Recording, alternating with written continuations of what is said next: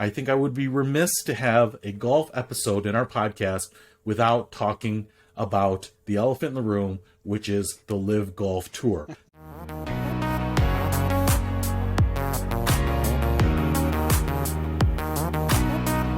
Welcome back to the Life Money You podcast, where we talk about life, money, and how it affects you. And I am with my lovely co-host, Bjorn Larson. I'm Peter Weitzman. And Bjorn, do you know why Minnesotans are so happy? Because they found out that summer is going to fall on a weekend this year. Oh, good one. Oh. And we had that weekend last terrible. weekend. It was a great summer. Lovely summer. Yes. Now back to road construction. And summer is fleeting a little bit here. And one of the things that we both like here, I think, is golf. And I'm just curious, have you been playing a lot of golf this summer? I have actually been able to get out a little more this year. After about a 5 or 6 year hiatus from golf, maybe even a little bit longer, to be honest. I was playing about once a year. I just decided I really wanted to get back into it at the start of the pandemic. It was one of the only things you could do out there in the summertime. So I picked it back up and fell in love with it again. And so I've been increasing my number of times played, not necessarily my level of play. I was going to say my level of play, but it's still about the same. But it's been really fun to get out. And I do need to strategically fit it in, but I have been able to sneak it in different places throughout the last couple of months here. I love it. I'm glad you said that, because I also enjoy golf. And for the last couple of years, I've been playing it as much as I can, which is to say I'm a trunk slammer, show up at the golf course kind of guy. I don't take lessons. I don't go out and practice particularly.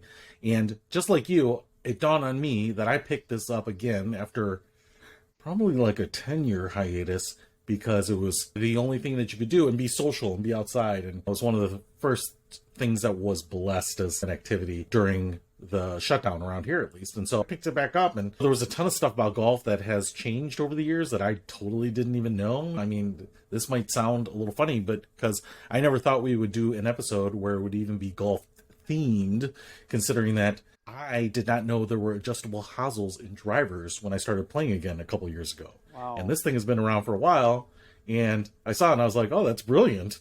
When did they start doing that? And someone was like, I don't remember playing golf without these. That was something I learned. I certainly am gotten much more familiar with it, but like you, it was something I picked back up, and I think a lot of people did. In fact, I heard that golf hit like a record high this last year or two in terms of participation, because people were going back and doing it and finding time for it. Well, what's interesting is if you are a golfer listening, obviously the impact of Tiger Woods, and if you think about when he was last playing and was really in contention, it was a few years ago. He's had little moments. I mean, he won the Masters again, which was a huge moment, but lately he's not been in the conversation. He's been in the conversation, but he's not been in the winners conversation in a while.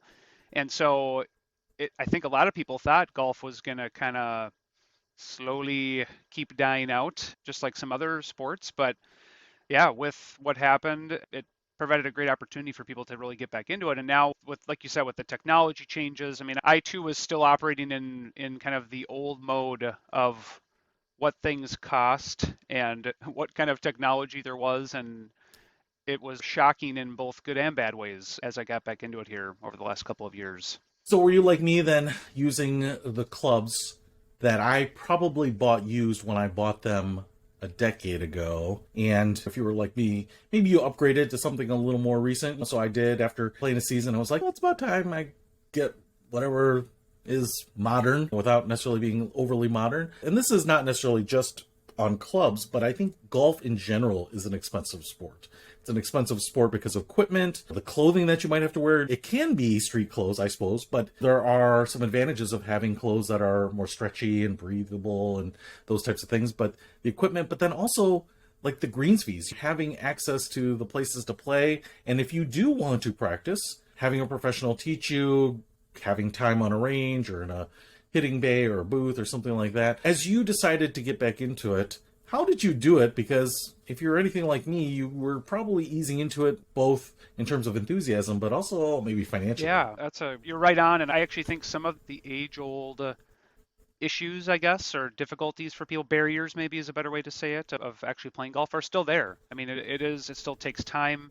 It is still expensive, like you said. It probably in some ways has gotten more expensive because there's more things you can do. You can go to a range that now has a TrackMan and track all your shot stats, and you can buy apps or watches or rangefinders, all those kinds of things. So when I first was getting back into it, it was about 2 years ago. This is like my third season, I guess. So yeah, in the summer of the start of the lockdown, I set a budget. To be honest, I set a monthly budget, just like I would with kind of any type of hobby, and I just ballparked what I thought was realistic. And to start, I actually did a lot of playing at a par three course. So it's actually cheaper, takes less time. It scratched the golf itch, if you will, and that worked. I was able to get excited about golf again, but I was able to keep the time and the actual financial costs down quite a bit.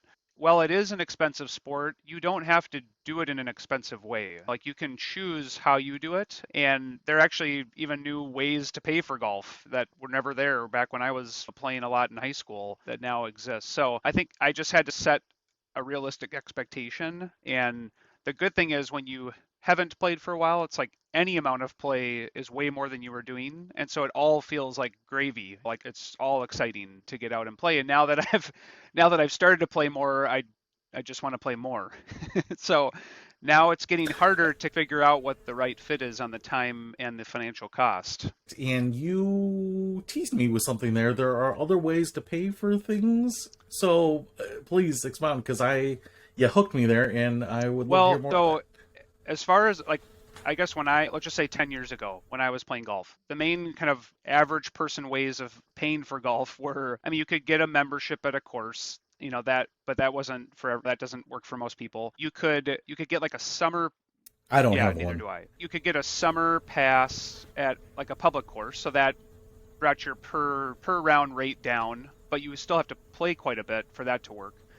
You could just pay your normal green fees. You could look for coupons. You could get, I think it still existed then, but there was like in Minnesota, you have the Minnesota PGA card. I know they probably have PGA cards other places, but that will give you a discount if you play with a couple of other people. So those were the ones that I was aware of. The one that's most recently been intriguing to me is a subscription service, and it's really the Public Country Club. And so I think you maybe know about this one a little bit, but this is a group of courses that have agreed to allow select group of people to become a member, but it's all public courses. And so you pay a monthly subscription fee, and then you can go and play at any of these courses. It's a little bit dependent upon the time of the week. If it's a weekend, I think you might have to pay a little bit. If it's during the week, you don't have to pay, but you're just paying this subscription fee. And the part I don't like about it is that you pay it every month and you pay it all year. And in Minnesota, there are at least 5 months where you are not playing golf outside. So you have to factor that into your overall costs. But that, I know a couple of people that have done that. I've actually applied to be considered for that. There's actually a waiting list for it now, which just speaks to the demand for golf. But I like that because it encourages you to go out and try other courses. Whereas the Minnesota PGA card, which is what I do have, you get discounts, but often you have to like buy a cart, and I actually like to walk, so I feel like I'm paying extra when I didn't really need to. But you get the greens fee for free, so it feels like a wash more than money saved. No, that's a great point. And actually, the municipal course that I played at basically the last couple of years, like you said, I got a pass. So the last couple of years, and this year I did not do it, I'm a little bit busier, but it was Monday through Friday, unlimited golf for $400 for the season, and $600 unlimited any day of the week. Now, the beautiful thing about it is, the years are blending together for me here, but I want to say we were playing up till Thanksgiving one season, and that may have been last year because it was so mild. And so, man, you really got your money's worth, and especially if you have a friend and this is your thing that you do, or you have family members that like to golf or take it up. Even my parents, who are deep into retirement age, took up golf recently in the last couple of years too, because it was something they could do. And I would also say that it's maybe less intimidating when I started golfing, in that the way you golfed was you went out onto the course, and there are so many other options now for people to ease in or experience golf. The ones I can think of are like the simulators. So we have a number of those, X Golf, some of those simulators around here. There's another one called WG Golf. But I think for even more general consumer, even non-golfers, Top there's golf, Top yep. Golf. And if you aren't familiar with Top Golf, I would love for you to give us a preview of what is that Top Golf experience Yeah, like. I mean, I tell people it's the bowling alley of golf. It's a fun, so it's a True, fun true. outing for whole broad swath of people. It's actually fun for golfers. So let me just start with that. If you're a golfer, it's actually really fun. It's a sophisticated driving range. You're hitting balls outside. So, I mean, and it's open year round. And the one in Minnesota, it's fun to go hit golf balls outside in the middle of February when you're not doing anything else outside related to golf. They have heated bays. You can also, it's a point-based system on the driving range. So every shot you hit usually lands somewhere where you're getting points, and so you can play different games. And so that's what makes it fun, because the games aren't all about just who can hit it the furthest and the straightest, but it's really shorter shots, or you don't even have to like hit it that well to get the ball to land in areas where you're getting points. And so it's for all different skill levels.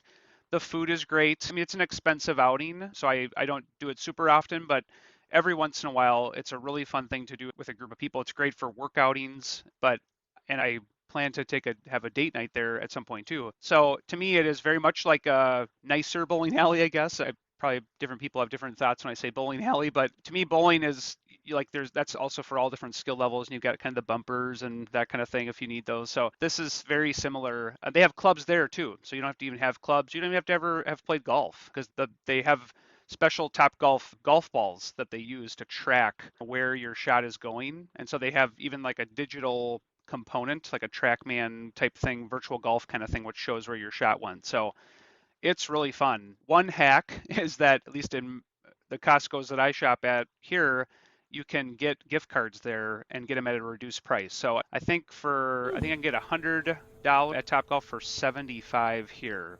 So 25% off is not a bad thing to bring in there. And then that goes fast.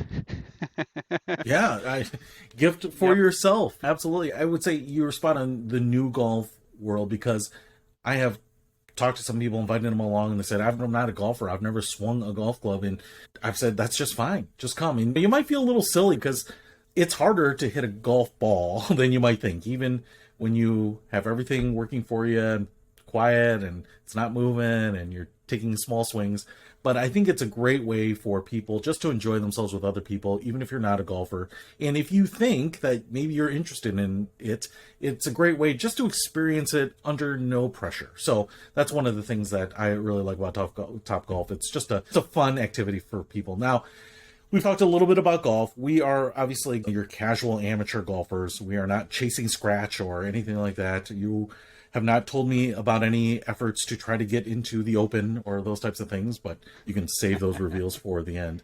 But I would like to talk about, if we can, people that are listening to this and they say, hey, I see a lot of people golfing. I've heard it's a sport that people can play throughout retirement. I may be interested in it. I don't want to spend a lot of money, but the first thing I need is equipment. What are some of the options for someone who is maybe thinking about this to get their first set of golf clubs or the equipment that they need for Yeah, that? I would go to a couple of answers for that one, because obviously, as you've heard so far, golf and money really they go together here, and both on the a lot for both, or you can do it in a smart way too and not spend a lot. So there are tons of used golf clubs out there. And if you are just getting started, do not buy new golf clubs. There's just so many options. Talk to family or friends, see if they have any that are sitting around. They probably do. Go somewhere like Second Swing or Play It Again Sports, or I mean, sometimes garage sales people are just offloading. And because there's both an equipment sort of skill set, and then there's also like the technical skill set, if you're just starting, it's going to be hard to have the technical skill set, and so you don't necessarily need to have super nice equipment. That's as you refine your game and as you want to get better, that can have an impact, but you want to get the technical part, the actual swing mechanics down, or closer is a better way to say it, because I don't think either you or me would say we got it down even after playing for a lot of years. I could say it, Yes, but I'd be you lying. could, that's true. So I would start there. I would not overpay. I think there will probably be people trying to sell like wood to fairway woods. Those are pretty old. Mm, You can probably get something a little bit newer than that, but really there's some good options. If you are looking to get something a little bit newer, there are stock sets or full bag sets that you can get for fairly cheap at different retailers. And so that's another option you can explore. This is probably actually not a bad time of the year to look into those because they're probably going to be going on sale relatively soon. And that's just another option to do something a little bit nicer if you're getting started. But I would say it's probably better to put your money into time on like a range or time with lessons to start than it would be just to go out and try to figure it all out on your own. I agree, and even places like Costco will sell not just a full set of clubs, which is what I was expecting as a kid. When you would go out, you'd buy clubs, and it would just be the clubs, and you would have to get a putter separately and a bag and all these other things.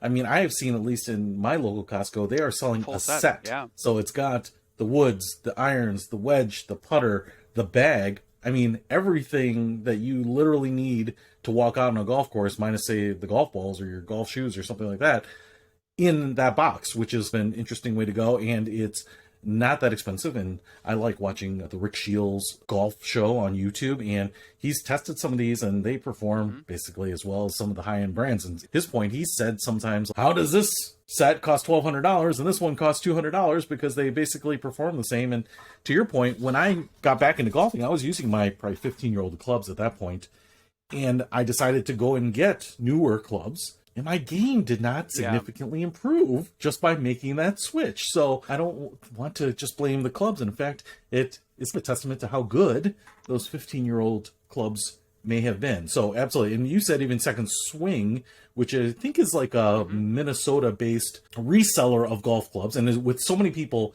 picking up golf in the last couple of years, I mean, there are more used clubs on the market now than ever. But you don't have to be local to Second Swing, I think, to purchase their stuff. Yeah, great website. Am I right about that? You can buy online. I know they have a location. I think they have another location now in Arizona, but if you're not in Minnesota, Arizona, you don't. You can purchase online. And you made a good point too about how older clubs can work. And I actually know some people who every time we play, they go and pull those old clubs out of the back of the garage and they go and they play better than I do. So it's both the technology, but that usually can't overcome a bad swing. And if you have a great swing, the technology is not gonna, for amateur golfers at least, substantially improve it. You can make some noticeable improvements with newer stuff. I'm not saying that, but if you're just trying to go out and play every once in a while, you can play well with old equipment. Yeah, I totally agree with you on that.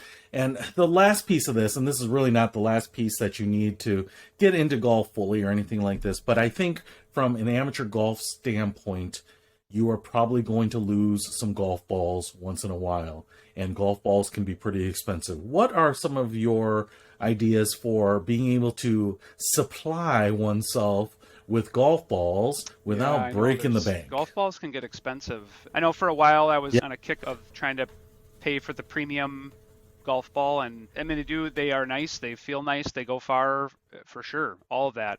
But as I read more about having the appropriate type of golf ball, typically people with higher handicaps, they don't need the premium ball. They need, which are usually like a 3 or 4 or even 5-piece golf ball, and that means they can spin more, you can work the ball more, all these things that most of us are not trying to do. We can work it too, but we're not trying to work the ball from that far from left to right.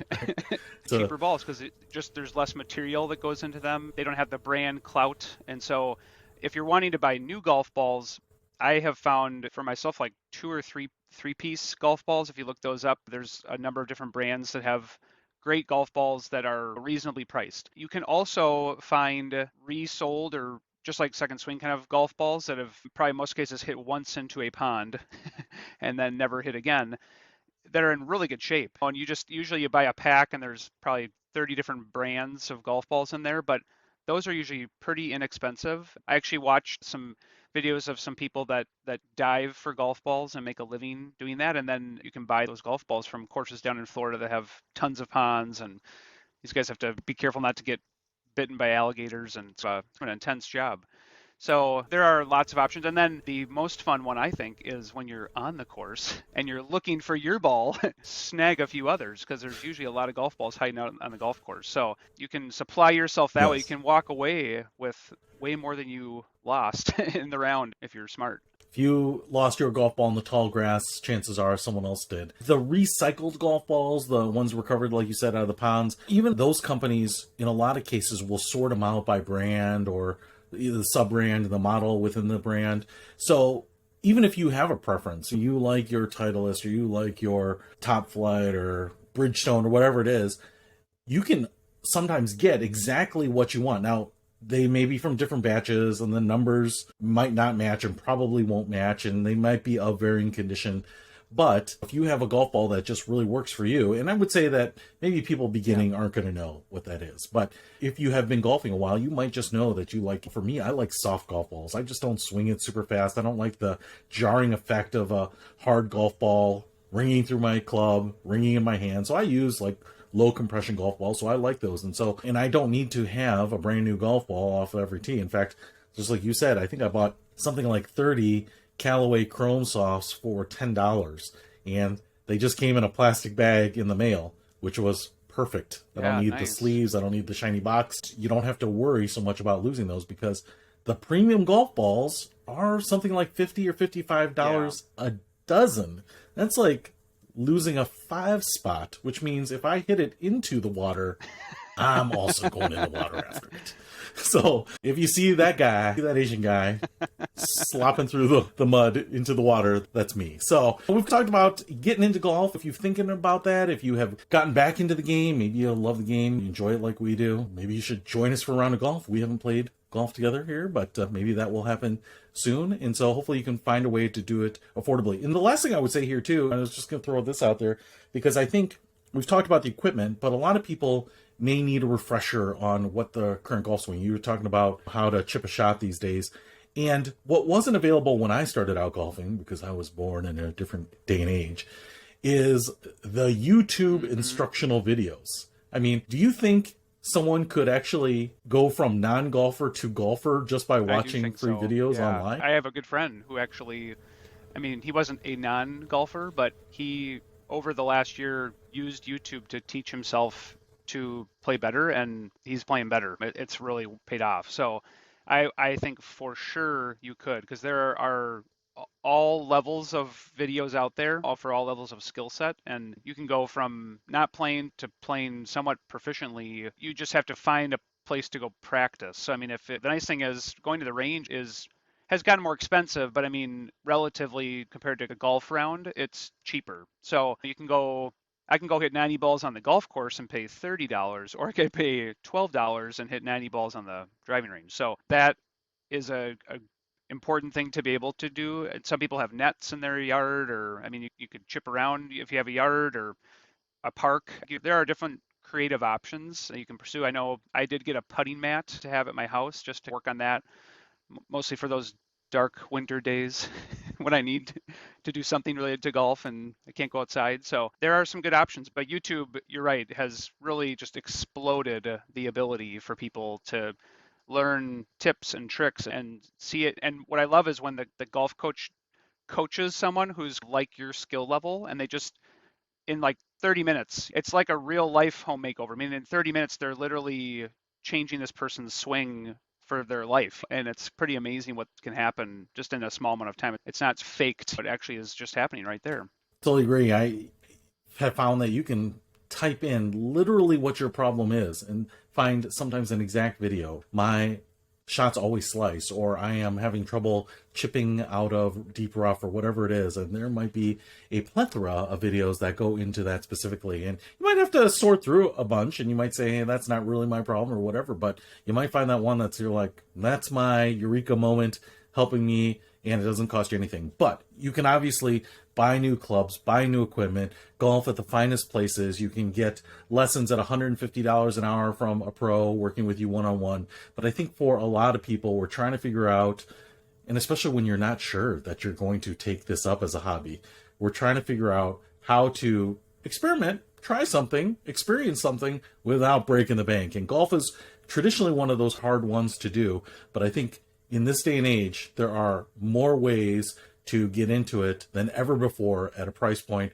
that is much lower than before. So I think it's a great time to take up the sport, assuming that you can, and that's something that you might want to do with kids or family members and like I said, I can golf with my father. He's deep into retirement, but it's something that we can still grab 4 hours, enjoy an afternoon, some nice weather, have conversations, take it easy. Take a walk if you want to walk the course, stay in shape. A lot of people use it for exercise. So that is all well and good. I do want to hit on a topic here. I think I would be remiss to have a golf episode in our podcast without talking about the elephant in the room, which is the Live Golf Tour. However, before we get into that, I want to ask you, Bjorn, about the credit union that has made all of this possible, the credit union that both of you and I bank at. That is BCU, one of the top 100 credit unions in America, and the sponsor of this podcast and the purveyor of Life Money U, the financial wellness program here. But I just wanted to ask you off the cuff here, what's your favorite thing about BCU? All the years that I have worked with people at BCU, banked with BCU, now I work at BCU, it really has always been that I have been served so well by, especially just in the banking sense. I still remember the number of times I would come to a branch and I'd be greeted with my first name. I just couldn't believe that. I had never experienced that. I would never expect my other bank to do that, to go to that level. And so I would just say, like, I really did feel like a member. I mean, I felt like I was treated as a member of a club, of an organization. Like I was being looked at as part of the group. And that's, I think, what you can expect as you work with BCU is that whether you're doing it in person or over the phone, if you're working with the same person, I mean, they're going to get to know you. And what I also love, and this is where our program comes in, is that we're thinking just beyond the transaction. We're really trying to improve your financial health. So maybe you just want to get the great savings account, great checking account, a reduction on your rate, your loan rate, but we're going to work to offer you other things like access to a financial coach or access to a seminar or a tool or something that is going to help you along. So I love that just right off the bat, you're going to get treated so well by banking here, but that we're going to take the extra step to really listen to what's going on. And through that relationship, then hopefully there's trust that you feel as well and that I've felt. And then that makes me just want to do more things here and utilize the free tools that are available to members. How about you? I couldn't agree with you more. In fact, that would probably be something I would talk about too, but I will take the other side of it and I will talk about the technology that I love. I think one of the things that people think about when they are asked the question about credit unions is, what is the technology that they have available? And in some ways, I think people are scared about going to a credit union because they're not going to have the same technological options that big banks provide. And BCU is in some ways just like a big financial institution because the technology that they offer to me as a consumer is second to none. And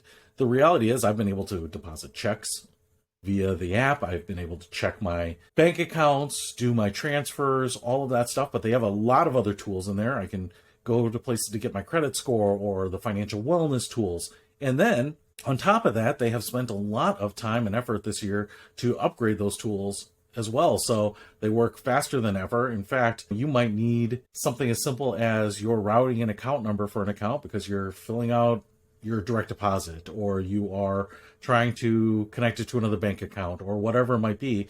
And I was pleasantly surprised to find that I could find all that information right in the app. I didn't have to go to a statement or log in online and go to a secure area. It just worked. And it's one of those things where you almost don't notice it because it works so well. And you really notice it if it's not working. And so I think that's one of the big surprises for me is that you don't make those sacrifices when you come to a credit union, at least not BCU. You get all the tools that you would get anywhere else. And I think that's what, for me, makes it such an easy transition if you are used to using a big bank. So between the people and the tech, I find that it's usually an upgrade over what your experience has been. As much as we want to see people and talk with them and say hi and greet them by name, I know we also have a lot of folks who have easy access to a branch and they'll just do things online because it's so easy. They can do it all, most of what they can do everything they need to do online. I mean, I know I'm only using online right now. So it's pretty slick no matter how you want to approach it. And the people are there in person, over the phone, or virtually to help. Absolutely. So BCU, amazing credit union, no sacrifices. So I would definitely suggest checking it out, whether it's for your next banking product, loan product, or you just want to experience the smoothness of the latest technology. PCU is where it's at. So, to get back to the teaser that I put out there, Bjorn, I know that this is not something that everyone has their head wrapped around yet, but there has been a lot of turmoil in the golf world, and a lot of it surrounds money, which is why I wanted to bring it up. But I was wondering if you could just explain what you understand the Live Golf League to be and why it is getting the news it's getting, and maybe the biggest story in sports this year. It is probably the biggest story in sports this year. Even people I know who I know are not golfers have asked me about it. They're like, "What do you think about the Live?" Because they know I play golf, so it's kind of, I Same. mean, that just shows it's at mainstream. So I'm not going to give the full spiel about it, but essentially there was always this thought that there could be a separate or more prestigious golf league out there. I think the hope was that the top of the top pros would come and play in this league, and the purses would be bigger, the crowds would be bigger, and they would really take care of the players. And so this is an attempt at that. There's this Saudi-backed league, that boatload of money available essentially, and they are giving these humongous sign-on bonuses essentially to these golfers who, I mean, in most cases have never even been close to playing for this kind of money before, both just to come over, but then the purses are way bigger and they're playing less golf. I think there's only, 7 or 8 events, something like that. They're playing 54 holes, which I think is where Live comes from, the Roman numerals. And most golf tournaments are 4 rounds, 72 holes. So it's less golf overall, bigger prizes, and right now it's a smaller group of people competing for these prizes. So your chances of winning a ton of money are there. And so as you'd expect, then it started by drawing the players who weren't at the top of the PGA Tour. Be fringe players maybe used to be good, and they're thinking, hey, I'm gonna be competing for 50th, between 50th and 100th place in all these tournaments. Why not take a shot at getting 50th and getting triple the paycheck or better with the Live Golf Tour? So it's been very interesting to hear from some of the stalwarts of the game, I guess, the famous people that everybody knows: Jack Nicklaus, Tiger Woods, Rory McIlroy, Phil Mickelson, all these players that are on both sides of this whole thing. Some saying this is good for the game, good for the fans, good for the players.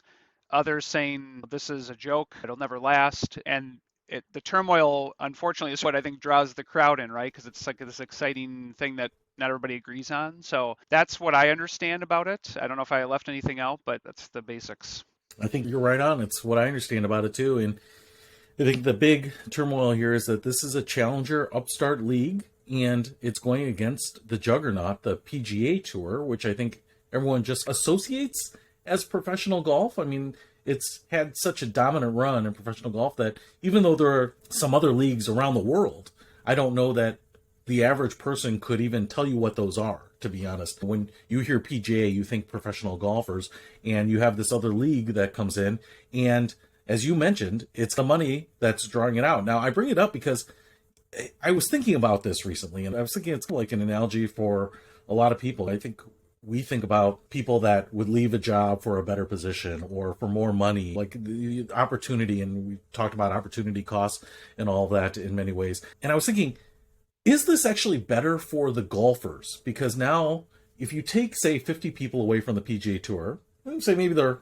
high level players, put them in this other league, doesn't that bring 50 players that might not make the cut on these other tournaments and raise them up and start helping them make more money? So even though they're not necessarily getting the Live Golf money, this is raising the boat for 50 additional players that maybe wouldn't get a paycheck. Point made, and I think there is some validity to that. And yeah, you could argue that, yeah, the 50 that are moving up, like you just said, are getting 10 times the paycheck they would have gotten, or if it's all about the money. And that, I think, it's a good analogy too, like you said, about career jumping, trying to figure out when is a new career, a new job, and should it always be about the money? Should it be about other things? And that's, I think, a bit of what we're seeing here, is that for some, they think that those jumping, it's just all about the money. That's the only obvious conclusion that they can come to. And so I think that's created strife, because they think, gosh, what about the history of the PGA Tour? What about the longevity, the competing for all these famous tournaments and the majors and the all the things that kind of come with that are not just money? That it feels like, I think some are throwing that away, but there is a fair case to be made for the growth of the game And this is just another aspect of growing it. And I do think it's a very good point that there have always been other golf tours out there. So it's interesting that this one is getting so much attention when there was already like 5 or 6 or 7 different professional golf tours, and they, even though they weren't at the level of the PGA per se, I mean, there were tons of players from the European League coming over and playing them on the PGA Tour, and PGA Tour players going to the Asian Golf Tour, and they were all professional players. So that's always existed. Canadian League, DP World Tour, you got Corn Ferry Champions Tour, LPGA, all sorts of events, and this one is really getting a lot of news, and I think it's some good ways. And some of the analogies I was thinking about here too is that a lot of people were talking about moving because of the additional money, but what I've heard from a lot of the players that have moved is it's about a lifestyle change as well. It's about less golf, because when you think about maybe making the same money, let's just say it's the same money, an opportunity to improve your lifestyle, maybe travel less, some of those things. And the reason I bring that up is because, do you think that sometimes people like us as employees or people that work for a company think too much about the compensation number and not necessarily about some of the other benefits that they might get? And if you move to another company that may not have those, you might be giving up something that was a really great benefit. It was hard to quantify in terms of dollars, but you really enjoyed it. And I think about different work week hours or flexibility, telecommuting, and there's all sorts of things now that workers can get that might not be reflected in the paycheck, but are we overlooking some of that? Or do employees and workers sometimes overlook that because we're so focused on the I think you're right bottom on. line I compensation? 100% agree with you that there's a whole package that sort of every employee gets, and some of those are your actual package, if you will, like your comp and your health benefits and those, like kind of the typical benefit package. And then there's the things you get for being a part of the organization that you're a part of that everyone gets, and those are totally undervalued in my opinion. They're not even considered in the same conversation because they don't feel as special because they're not just for you or something. I'm not quite sure. But we do kind of get fixated on that number. What do I make per hour? What do I make per year? We get so stuck on that. And you're right that as we've all now gone through this tumultuous period the last 2.5 years, I think people are leaning more now toward thinking about other things, other types of benefits. Like they love having access to wellness programs and having access to a mental health coach or having access to volunteer hours that maybe even well-being hours in some cases that are just being given to employees to help because it's just been a stressful last few years. So I think it's shifting in the right direction, and I think that people need to consider the complete package, the complete conversation as they're weighing different options if they're looking at different roles, because you're right that you could lose something that you actually didn't really realize you like so much until you don't have it anymore. And that's kind of a little bit of a picture of our financial life too, that sometimes we take things for granted and then all of a sudden it's gone or we no longer have access to it anymore. And we wish we would have saved for retirement, right? Like, gosh, I wish I would have saved earlier. I hear that all the time from people. Oh, just wish I would have saved earlier. And it's hindsight 2020 kind of thing where you get older and realize, oh my gosh, I should have taken advantage of that. Just like if you're getting a benefit that you're not utilizing. So they're there to be used. They're offered for employees to use them. And so if you're not leveraging benefits, see what you have available to you. You might even have, I mean, even in today's day and age, you might even have access to some discounts for different things to save money that you didn't even know were there, but it's super easy to take advantage of. We actually worked with an employer that had a lot of people that worked on an assembly line, and they actually had a program where they would do some cashing advancing of a paycheck. And it's something that when I first heard about it, I was wondering if that's just something that is listed on their benefits or if it's something that people really use. Can you talk a little bit about what you saw with that particular employer? And was that something people were using? Is that something people needed, that they enjoyed? Or was that just something that existed on a benefit sheet and was just I was surprised at how many people were item? using it. I mean, I thought the same thing where this is just,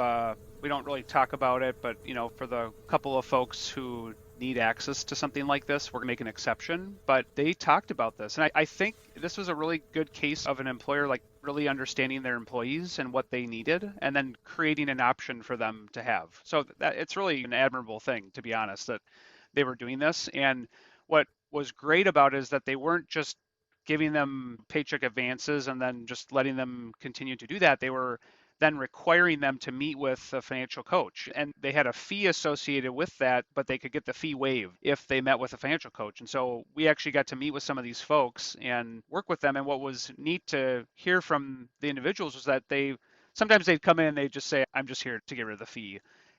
But after we just asked a few more questions, they started to open up a little bit more. And for some people, it actually led to more conversations because they were like, actually, I think this would be really good for me. And so kudos to the employer, to be honest, for having both a reactive solution, but then a proactive option to get people going down the right track.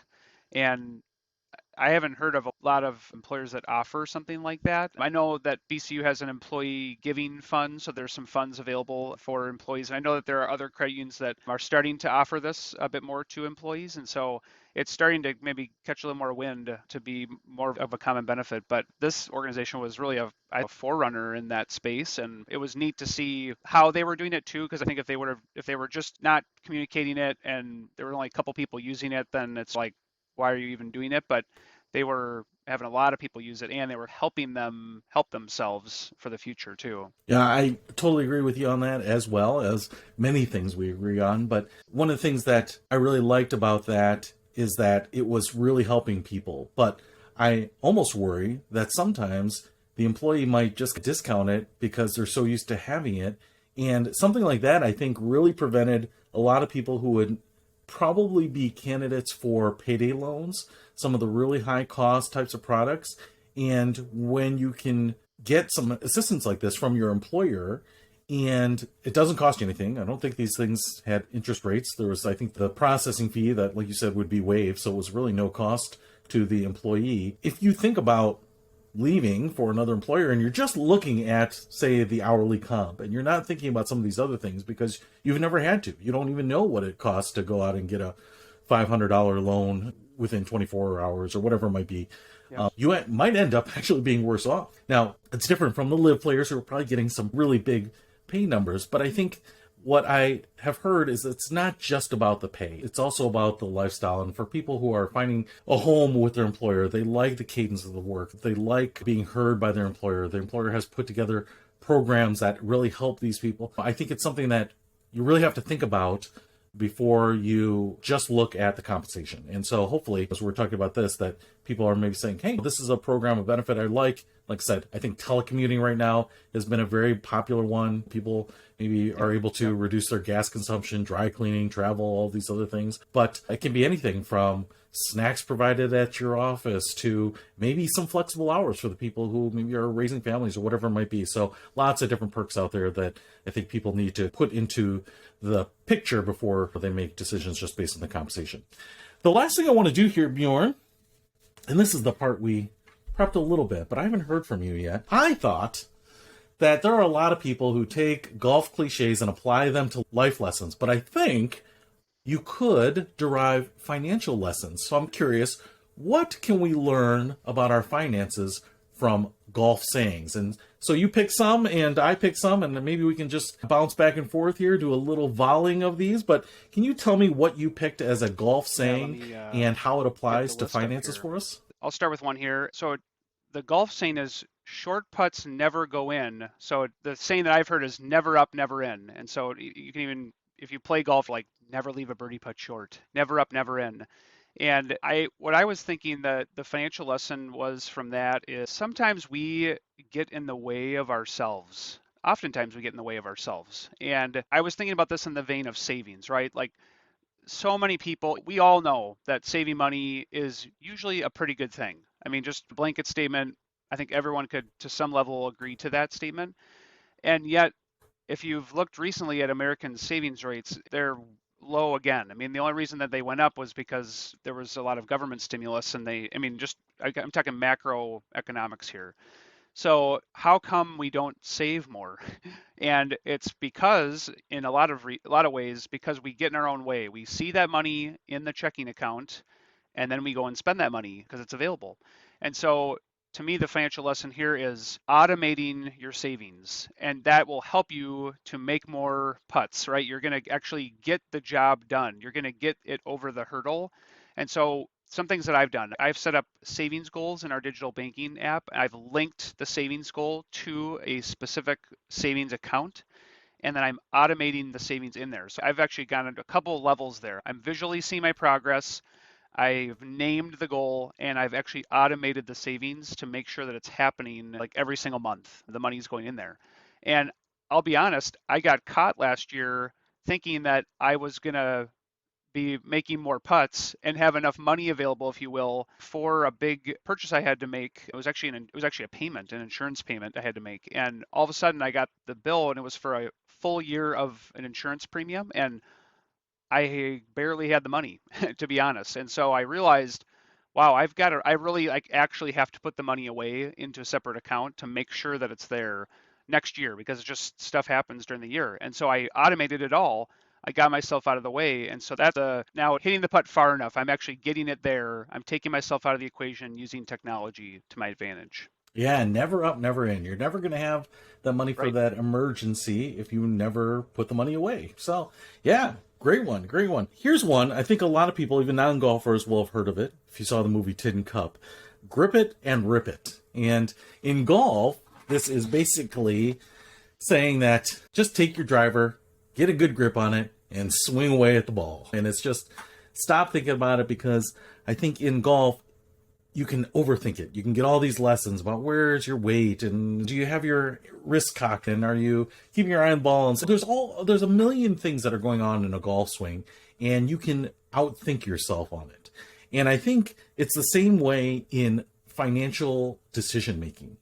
That, to your point, if I say I want to save some money so that I have something put away in case I lose my job or we have an unexpected trip we have to take, and if I sit down and I say, first of all, I've got to go through all the budget line items and figure out what I can adjust. And then I've got to figure out what account to set up. And then, like, what are the connectors and when am I going to do those transfers and how am I going to remind myself and make sure that the money's there. And I want to find something that has a good interest rate. You could probably take any financial decision and create 100-step process to do it and never do it. And the reality is, most of these things just need you to execute at the most basic level. A lot of people will say, I haven't set up my 401k yet because I'm not sure exactly what percentage of my income I can contribute to it, or I'm not really sure how the match works, or whatever it might be. There's a million different things. And the reality is, just turn it on, do 1%. I mean, it's better to do that than to sit around and contemplate all the time or be paralyzed by the analysis on it. So that's what I liked about grip and rip. Yeah, Stop overthinking really about good. it. Just do it. Just execute. Overcomplicating is not usually good for most things in life. So another one that I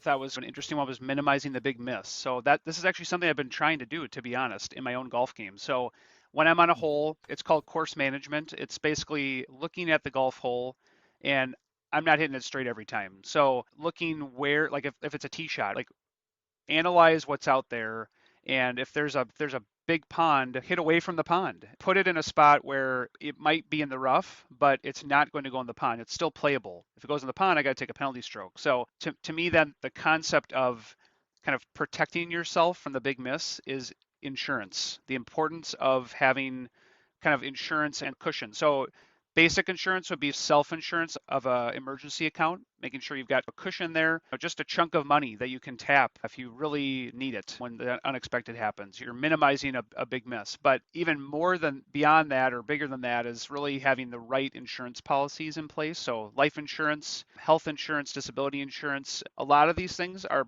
likely provided to you through your employers. So make sure you look at those, and it's a great thing to talk with a financial coach or a financial advisor about, just to get some help calculating, because it can be a quick decision, which can be good, but I think it's better to really calculate what you actually need, so you're not overbuying insurance either. Most people, though, underbuy. Let's just be honest here. Most people underbuy insurance and they could use a little more coverage, but what you're doing there is you're offloading the risk, right? So if something really significant happens, like you get injured on the job and you're injured for a really long time and you can't work your normal job, you have protected yourself against the big miss of that happening. You've given yourself a chunk of income, life insurance. If something terrible happens to somebody in your family, you've protected yourself. If they're a main income provider, like, you're protecting yourself against the big miss. So that is a very important concept, I think, to carry over into our financial lives, and would be something to, again, consult a trusted person about to help you navigate that. But you've got a lot of those right at your fingertips through your employer. Great one.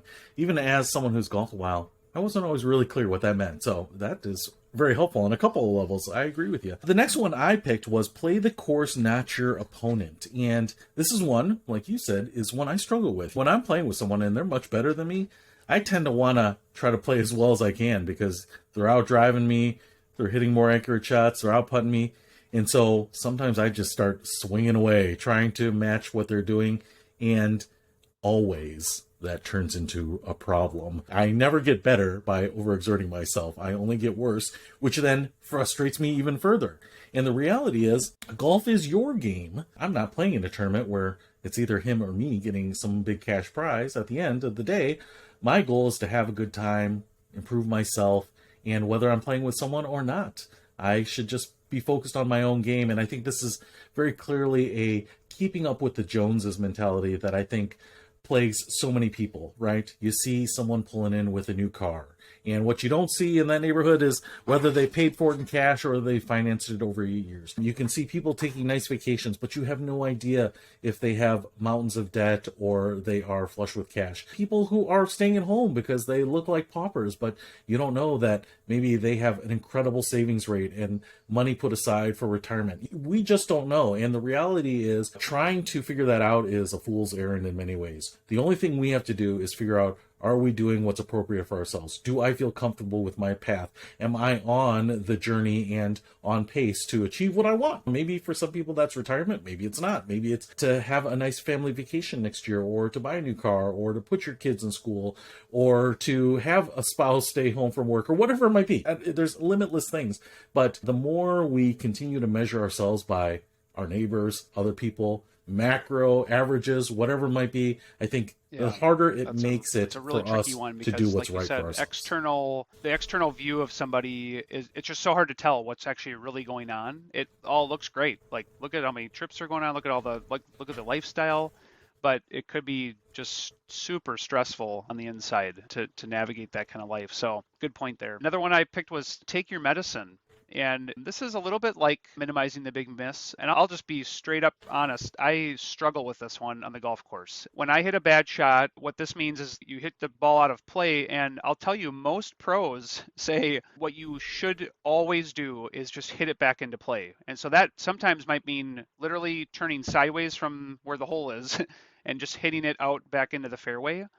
But what most of us do is we get our gambler hat on and we go, oh, there's a small little 3-foot window between those two trees. I can see the pin.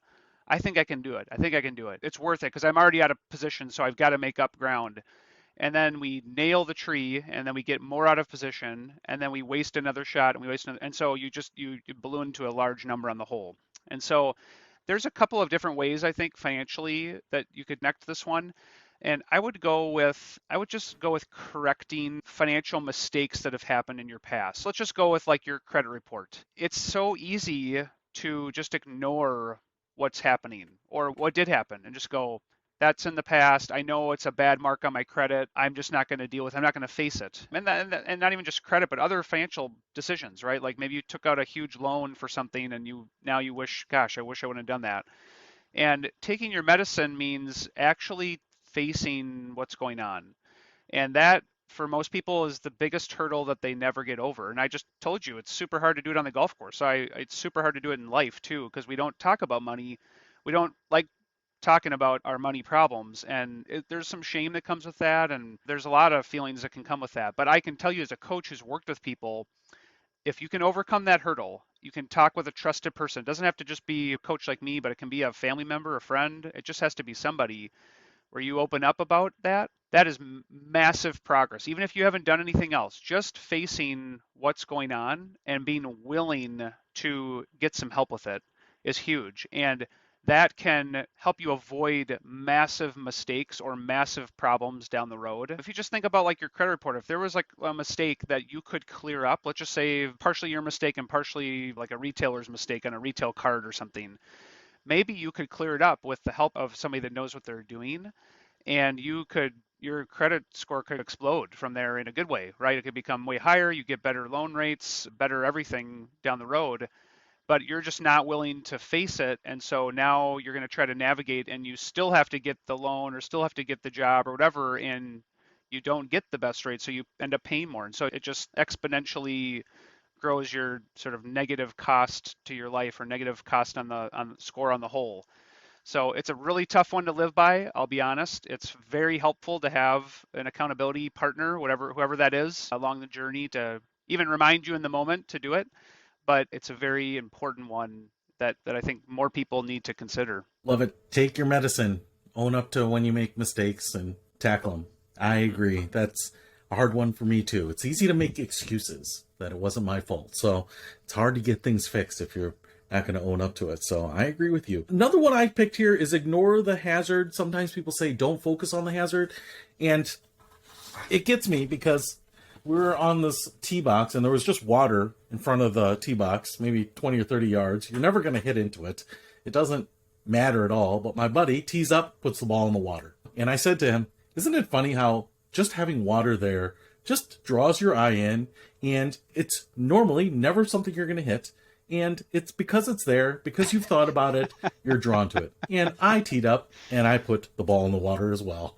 And we just laughed about it because I had just gotten on my soapbox about it. And it's so true that sometimes there are these things that are completely irrelevant to us, and yet we fixate on them. And when we fixate on them, we tend to maneuver there, even subconsciously. And so I thought that this applies to our finance because are we sometimes a glass half empty kind of person? Maybe we're struggling financially. There have been times when I have just been stressed out of my mind about finances. When is this money coming? I've got this money supposed to be coming in, but I've got this bill that's overdue or whatever it is, right?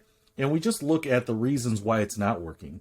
And, oh, it's because these people are late to pay, or because the system is bad, or I'm not getting what I deserve. And then it's easy to say, hey, that's just how it is. And I'm not looking for solutions because I'm focused on the problems. And so I'm wallowing in the problems. But most of the time, like you said, especially if I can get some professional help, someone that knows how to get out of this situation, instead of focusing on the solution, who are some of the people that I know that might be able to help me, or what professional resources do I have, say, through my employer's financial wellness program, or my bank, or my financial institution, credit union, whoever, to get me out of this? Because if we're focusing on that, you're probably going to lead yourself to the solution. And yet, a lot of times, we just lead ourselves back into the problem. And often, like me, repeat the problem. Repeat the problem that I just pointed out to my friend. Cannot make a distinction between there's a pond there, or even saying don't hit into the pond. It just, there's a pond. No matter if you say I'm not thinking about it, or like I'm trying to ignore it, but it's like it fixates on that.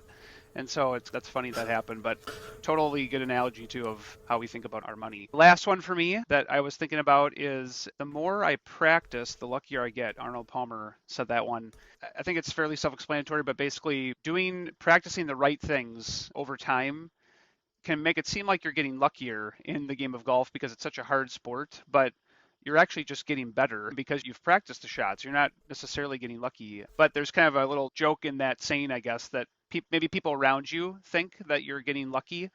And in finances, most of us are not going to win the lottery. Most of us are not going to get a big inheritance. We're not going to get a bunch of money just given to us that just solves all of our problems. I would argue you got to have some good behaviors for that to actually solve problems, but you're not going to get lucky in that way. Sometimes the most successful people financially are just the most surprising people. You would just never guess that person retired at the age of 50, or that person retired with that kind of money, or that could live that kind of retirement lifestyle, or could pay for that car in cash.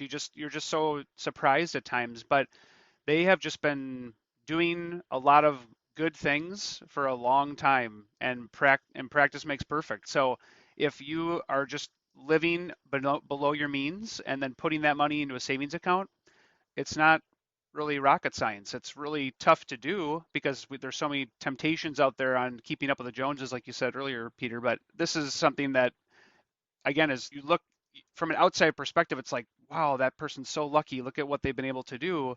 And they might just be feeling like this was just basic math. Like I just saved more, I didn't spend as much, and now I can do these bigger things, or whatever it is, or giving away more money. I mean, because they've got so much money, they're able to just give a lot of it away. So whatever it is, there are healthy behaviors, and that's what our program's all about, is teaching those healthy behaviors so that you can really go out and flourish in life. And so whether it's working with a group like us or working with somebody else, I think it's important to hone those things over time, because it's a lifelong sport, just like golf is. Finance is a lifelong sport.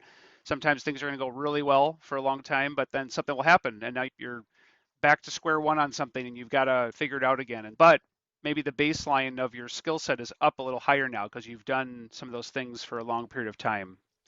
Yep, I love Love it. it. An overnight success that took 40 years in the making for a lot of people to get there. So that makes a ton of sense to me. I think these are all wise words, lessons that we can learn from golf. Even though we got into them literally here at the end, I want to say that this whole episode was, what can we learn from the game of golf? Something that you and I both enjoy, something that millions of people enjoy, something that millions of people are trying to get into.